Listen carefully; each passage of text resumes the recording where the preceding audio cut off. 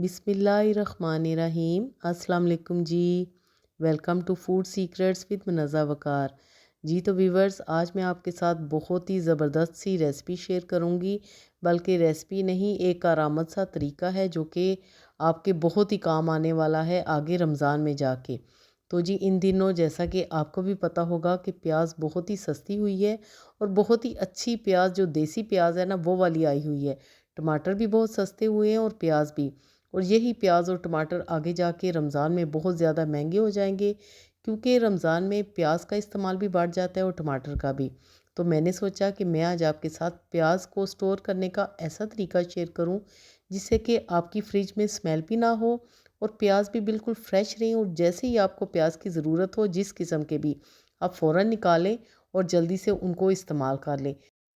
चलें जी बिस्मिल्लाह करते हैं। प्याज का छिलका उतारने के बाद आपने जो सेंटर वाला सख्त पार्ट होता है ना वो आपने काट देना है, क्योंकि वो बिल्कुल भी सेहत के लिए भी अच्छा नहीं होता और इसका काटना बहुत ज़रूरी है। अब आपने क्या करना है कि आपने प्याज को दो हिस्सों में कट करके उसको वॉश करना है। पहले अच्छी तरह आपने वॉश करना है, फिर आपने कटिंग बोर्ड पे इसके स्लाइसिस कर लेनी है, क्योंकि जो हमें पकौड़ों के लिए प्याज चाहिए वो हमें स्लाइसिस में चाहिए।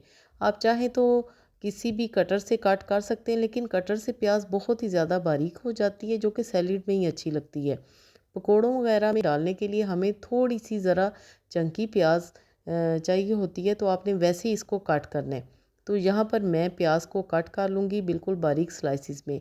नाइफ़ आपने तेज़ ही लेनी है, उससे स्लाइसिस बहुत ही अच्छे होते हैं और बारीक भी होते हैं।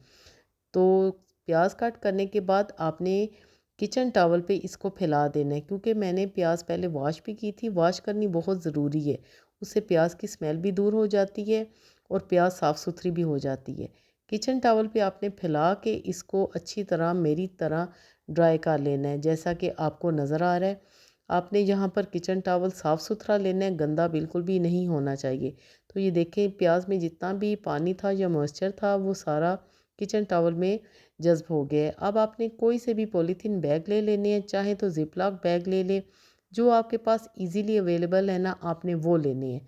तो जी यहाँ पर मेरे पास ये वाले पॉलीथीन बैग्स पड़े हुए थे, तो अब मैं जो स्लाइस में कट की हुई प्याज है वो इनमें डालूँगी। रोज़े के साथ हमें प्याज काटनी बहुत ही मुश्किल लगती है और आंखों से भी पानी बहता है। तो आपने ये काम रोज़ों से पहले ही कर लेना है। ढेर सारी प्याज लाएं और उसको स्टोर करें। अब आपके पास जो भी है, अगर रबड़ बैंड है तो आप इन बैग्स पे रबड़ बैंड लगा दें, या फिर आप मेरी तरह स्टेपलर से पिनें लगा दें। तो यहाँ पर हमने दो बैग तैयार कर लिए हैं। आप इन दोनों में से कोई सा भी तरीका कर सकते हैं। अब हम बनाएंगे पेस्ट। तो यहाँ पर जग में मैंने तकरीबन 1 किलो के करीब प्याज काट के डाल दी है। आधा ग्लास पानी का डाला है और यहाँ पर हम डालेंगे 1 टेबलस्पून सफ़ेद सिरका। सफ़ेद सिरका डालने से एक तो प्याज की स्मेल बिल्कुल ख़त्म हो जाएगी और दूसरा प्याज की पेस्ट भी ख़राब नहीं होगी। साथ में हम डालेंगे हाफ़ टी स्पून के करीब नमक, और आपने इसको ब्लेंडर जग में अच्छी तरह पेस्ट बना लेना है। पेस्ट की भी हमें बहुत ज़्यादा ज़रूरत होती है।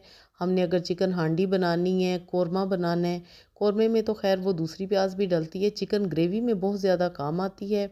वैसे भी आपको कोई भी किसी किस्म की ग्रेवी बनानी हो तो अगर प्याज की पेस्ट आपके पास मौजूद हो तो यकीन कीजिए कि घंटों का काम मिनटों में बल्कि सेकंडों में हो जाता है। तो यहाँ पर अब हमने करना है स्टोर। तो यहाँ पर मेरे पास है जी ये वाली डिस्पोजेबल बॉक्सेस, इजीली हर जगह अवेलेबल हैं। अगर आपके पास इस तरह की डब्बियाँ, ये मैं छोटे साइज़ में डाल रही हूँ क्योंकि डेली रूटीन में हमें जितनी क्वांटिटी में पेस्ट चाहिए मैं उतनी ही इसमें डालूँगी। आपने ऐसा नहीं करना कि एक ही दफ़ा एक बड़े से बॉक्स में डाल दिया, फिर रोज़ आपने उसको डिफ्रॉस्ट किया, बीच में से थोड़ी सी ली। ऐसा करने से जो प्याज की पेस्ट है वो ख़राब हो जाएगी। तो आपने शुरू में ही उसकी क्वांटिटी का ख्याल रखना है कि जितनी आपको ज़रूरत है आपने उसी हिसाब से इसको स्टोर करना है, यानी कि फ्रीज़ करना है। अब यहाँ पर मैंने एक बड़े पॉलीथीन बैग में पेस्ट ज़्यादा सारी डाली है, क्योंकि मुझे पता है कि रमज़ान में हमने अफ्तारी भी करानी है और चिकन ग्रेवी तो लाजमी बनेगा। तो इसलिए मैंने एक बड़े बैग में चिकन ग्रेवी के लिए पेस्ट भी डाल दी है। जी तो व्यूवर्स, आपने बिल्कुल ऐसे ही प्याज को स्टोर करना है। कभी भी आपने वो आइस क्यूब्स में पेस्ट को नहीं डालना। ऐसा करने से फ्रीज़र में सारी स्मेल हो जाएगी और पेस्ट भी ख़राब होगी।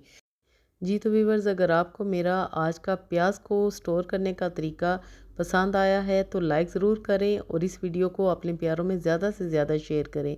मिलते हैं अगली वीडियो में, तब तक के लिए अल्लाह हाफिज़।